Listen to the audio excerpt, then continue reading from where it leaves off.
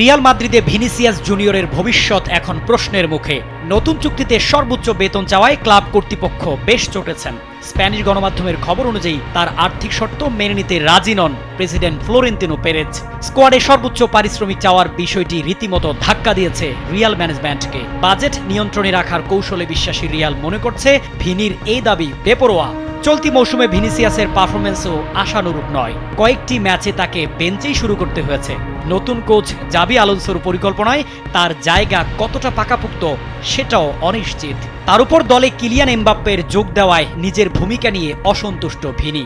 নিজেকে দ্বিতীয় সারির তারকা ভাবতেই যেন মানসিক অস্বস্তি তার।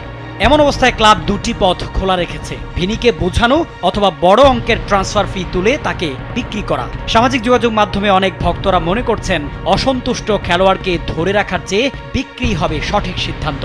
মাদ্রিদে ভালোবাসা দিয়ে শুরু হওয়া এই গল্প কি তবে শেষ হবে বিচ্ছেদেই?